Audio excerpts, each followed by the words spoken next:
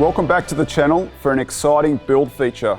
One of my favourite pro touring cars is Dave's F1 Camaro. Dave and I have been great mates for many years. When we first met, I remember you had a 5th gen Camaro. It was over 10 years ago. I think it had a competitor supercharger on it, but you've always had a muscle car in the garage. Yeah, I really loved that Camaro actually, and I had a C5, I had a C7 Stingray, I had a C7 Z06, the Camaro obviously, but yeah, I had quite a few Chevy muscle cars. And your dad worked at Chevy and GM had a big plant back in... He did, yeah. I've always been a GM person because of that. When I was a kid, my dad worked at the GM, so I've had, you know, all my trucks are either GMCs or Chevrolets, but yeah, definitely a Chevy guy.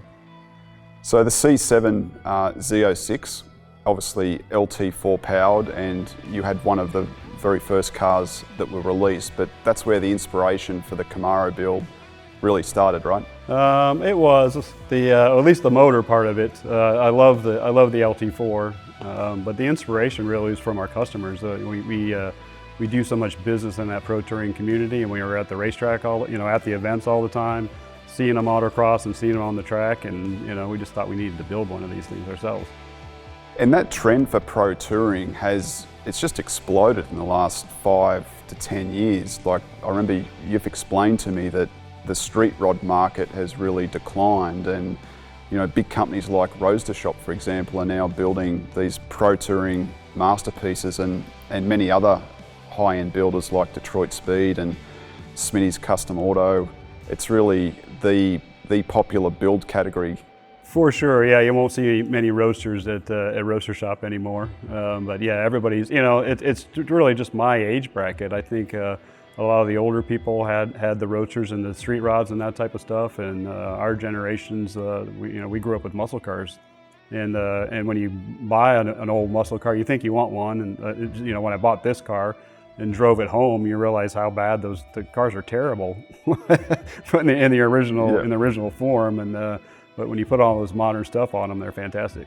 And the aftermarket development has been incredible, and it's probably one of the key reasons GM offer crate motors like the modern LT4 for these resto mods. The Forge line plays such a big part naturally with custom wheels, because the chassis and the tyre sizes are all ultra customised to get the ride and handling and the performance that you see in a modern car, which is just excellent. For sure. I mean, we fit right in there. Most of these cars, you're not going to be able to find a wheel in a box that's going to fit correctly. And then the amount of force these people, they're taking them to the track and on the autocross. And early on, when the pro touring started, at a couple of events, they had actually broken some wheels for some other companies. And so we had some people call us and wanted to know if we were interested in making some wheels for a couple of these builds. And I'll be honest, I didn't even realize that market was even out there. It was very small at that point.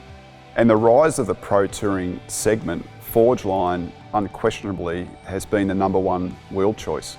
We are definitely the wheel of choice at this point. I think we got in early. We've paid a lot of attention to the market. And we build professional race wheels, and a lot of these guys are pretty serious with their cars, and they want something that's going to hold up. That was really probably the key motivation for building the Camaro. Like, how did the idea come about originally? It was. I mean, I've done a lot of racing in the past and have a lot of other race cars, but we were going to some of these events and watching everybody, take these incredibly awesome looking cars and beating on them and having a great time. And I've always wanted a 70 Camaro, at least I did when I was in high school, and we just decided we needed to build one ourselves. How long was the build journey with the F1 Camaro? The build journey was, it's one of the reasons it's named the F1 Camaro. It actually took about 3 years, and we had one headache. I swear everything we tried to accomplish on the car had a roadblock of some kind. And my wife, every time she had to stroke another check or asked about the car and heard another problem, she actually named it. Well, she named it something else, but we shortened it to F1 Camaro. So you need to start with a donor car. How did you go about sourcing one? I had actually a guy that I worked out from the gym. When I brought it up, he said he had just traded this car for and some money for another car, and I went over and looked at it, and I mean, like 2 days later we owned the car. So it was actually easy. We bought it here right in Dayton. That's when the hard stuff started, though, right? Yeah, I mean the car looked like it was partially restored. Looked like a really nice car as far as we could tell, and when we had it painted here locally, and wasn't real happy with the paint. And then when Chris got it back, we discovered that it had actual holes in the roof and a whole bunch of other things that we didn't anticipate. And Chris is the car builder. His business is in Ohio as well. Smitty's Custom Automotive. Yeah, he's about 2 hours north of here. He built the car. Yes, he did. And Chris's work's phenomenal, as the car is a testament, and maybe not as high profile as someone like Rose to Shop or Ring Brothers, but as a boutique operation, he's built some incredible vehicles. Yeah, Chris's quality is fantastic. He did a great job on this car. The one comment I get mostly is how great the paint looks. The paint's phenomenal. And talk about the paint, it's shark gray, which was the color of the Z06, the 2015 Z06 I had. And I love the color so much, and it was only limited to 2 years, I think, on the Z06. And that's what we painted this car as well. Most people know that any custom build has its struggles, so what were some of the hurdles that you faced with this build? Yeah, I mentioned the paint. The paint was definitely, the car got painted twice. I would say that's the biggest hurdle. And we didn't think it was going to need any body parts, but it needed a full roof and rear quarters. And then we switched from an LS7 to an LT4, and that was when the LT4 just became available. Not really thinking it out. I'm glad I went with the LT4, but all the accessories and trying to get it to mate up with everything was all new. Totally had to fabricate all of that. So that was a big holdup. I recall GM announced the LT4 as a crate engine at PRI, and that was the motivation to pick that, right? It was. I mean, one of the best parts about my Z06 was the motor. I love the torque of the LT4 and the power, and plus it's a great looking motor. So we switched from an LS7 to the LT4, during the show. So initially the LT4 was standard as found in the Corvette when it was installed. It runs a GM controller, it's drive-by-wire. The transmission, you've got a T56 Magnum, is that right? Yep, built by Bowler Transmissions, and we put the ZR1, C6 ZR1 gears in it with the taller first gear. Which is fantastic for autocross. 100%, yeah, that's why we do it. It'll do over 60 miles an hour in first gear. So perfect for those real tight, good guys autocrossers.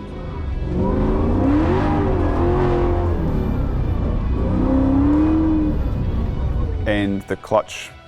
The clutch is center force. And it's a 9-inch rear end? 9-inch Gear Effects rear end, yep, which is fantastic. And what about the chassis and suspension? The suspension is Detroit Speed, front subframe and rear Quadrolink, and it has MCS triple adjustable dampers on it. And what about the brakes? Baer 6Rs, and they were specially clear anodized. And of course, there's got Forge Line wheels. These are their GX3s in 18x11 and 18x12 with 315/30/18 front tires and 335/30 rear tires. That's a lot of tyre. 315s in the front and 335s in the back. Yep. It's still not enough. That's a grip machine. So you've got so many choices having Forge Line as your company. Did you deliberate on what wheel style to go with for the build? Yeah, we had actually one of the sets of wheels that was on it. We had a carbon fiber set of wheels on it initially, and these wheels that are on it were actually just the roller wheels. They had come back from a customer for some reason, and we had just used them as roller wheels. But as the car got painted, and we just really liked the race car look of the wheels, and decided that the carbon wheels were too modern. We really liked the way this looks. Yeah, it has that heritage look, which is in keeping with the style and the era of the car, but the performance is there and the strength, and right. The offset obviously is millimeter perfect to get those big tyres fitted. So while the build started with a factory LT4, a known weakness is the thermal efficiency, the heat exchangers on that stock 1740 blower. So with our Harrop TVS 2650, we were keen to get that upgraded on the car, and I think one of the really cool features is the collaboration we had on developing the billet supercharger lid. The supercharger lid is a work of art, machined out of a solid billet piece, painted the same color as the car, and it has F and Camaro engraved on the top of it, and we machined the face off, and it's brushed. It's beautiful. The performance is really what defines the car, and Previously at the baseline, we were seeing just over 600 wheel horsepower, and importantly, with the larger supercharger, we're lowering the peak boost number, but also the inlet air temperatures. So with those lower air temps, the performance is more reliable, it's better for the engine, but we're still seeing a gain of nearly 100 horsepower. So we're up over 700 wheel horsepower.